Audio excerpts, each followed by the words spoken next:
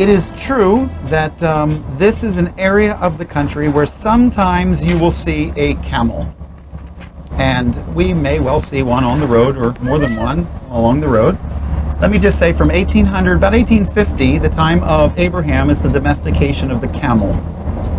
And anthropologists tell us that with the domestication of the camel, the world shrunk. And all of a sudden, you had the ability to FedEx something from one side of the world to the other. I mean, not really, but you know what I mean. And the camel's quite an interesting thing. He's hungry. He'll eat anything. He'll eat the leather bridle. He'll eat a piece of rope, a bag, the edge of the tent. I mean, his mouth is tough. Even the thorny cactus doesn't hurt the camel. So he can eat things that no one else can eat.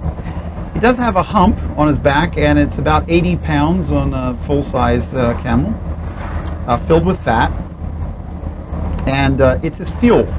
When he's running low on fuel, his hump shrinks and then tips over to one side. So he has kind of a lazy hump. Okay?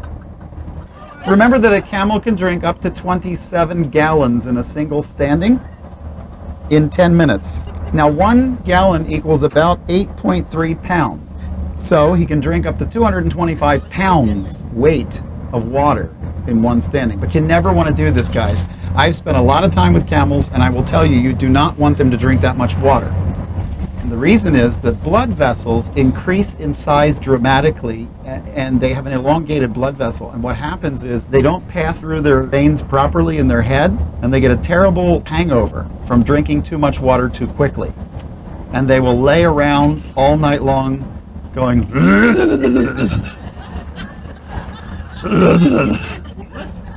and they will just, and they let you know that they do it, and then they lay there like they should. I mean, it's like drinking, you know, they do it and then they lay there, and you don't know. You know that camels can lose 40% of their water and still be healthy. Humans, if you lose 5% of your water, you go blind. 10% you lose your hearing.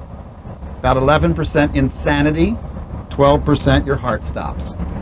So 40% of their liquid can be lost, and they can make it across. You have to understand that they are extremely well designed, because their nose has, if you look at a camel's nose, both of the nostrils actually have muscles above and below, like your lips.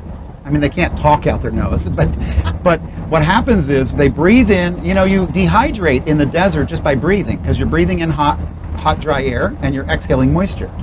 So what a camel does is he actually closes down his nostrils, so they're kind of going as they're kind of coming out. And if you're in a sandstorm, they'll close their nostrils down, and so they're exhaling the moisture, but a lot of it's dripping back down their throat. They have beautifully long eyelashes. I mean, if your mascara company could do what camels have on their eyelash, and there's a reason. I have been in a blinding sandstorm. 3 times blinding, and then other sandstorms besides in the south part of the country. And you could literally smack the backside of your camel, wrap a keffiyeh around your face so you can't see, a cloth around your face so you can't see anything, and the camel will get through. And they will know where they're going, because they can use those eyelashes to close down and flick and just get enough to see where they're going, like squinting. Extremely well designed. If you look at a camel's head, there's a double helmet above his head. His eyes, the bone underneath there actually overhangs, so he's got natural shade. And so he kind of looks a little snooty at you, but it's because the way his eyes are set back so that he's able to have a little bit of natural shade. He does have 3 stomachs. They are all in his neck, and he can exchange and regurgitate from one stomach to another.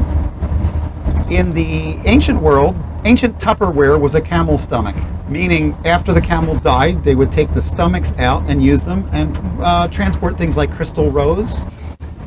Their feet have the ability to redistribute the weight very well, and a camel can walk across a sandbank without sinking, where if I walk across the sandbank, I will sink, because he has a soft padded foot that spreads out his weight over a much larger area. He's got pads on his knees that allow him to go down and put 1,000 pounds on his knees. And these are very large animals. I will tell you, having spent with them a good amount of time with them, that they don't spit. That's a reputational problem, but they don't spit. They do fling. They will sometimes get a lot of saliva on their tongue and turn their head, but it's not really spitting. And camels have a wonderful, wonderful ability to secrete their own deodorant. And only during mating season do they stop secreting their deodorant so that they can smell each other. And they just have that certain something, you know, and they're attractive to one another. At any rate, I can honestly testify firsthand, they have, I think, the worst breath I have ever in my life experienced. They love beer. We used to have a camel named Fred, and he was stolen, but we had a camel named Fred, and Fred would do anything for a beer. I mean, seriously. Water was good, beer was better. I'm serious. I thought we could teach him to roll over and play dead. You know, Fred would do anything. But the nice part about it is that the camel really is an incredible gift to the desert, because you can move a huge amount of weight. When we go out into the desert on those desert trips, the 2/3 of the weight. Oh, we got some woot woots. We got real camels. There they are. Oh my goodness. We've lost them.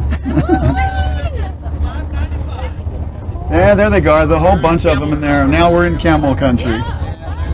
I can tell you this, when we go out on those desert trips, I will go 5, 6, 7 days into the desert, and about 80% of all of the weight of everything we pack is just water.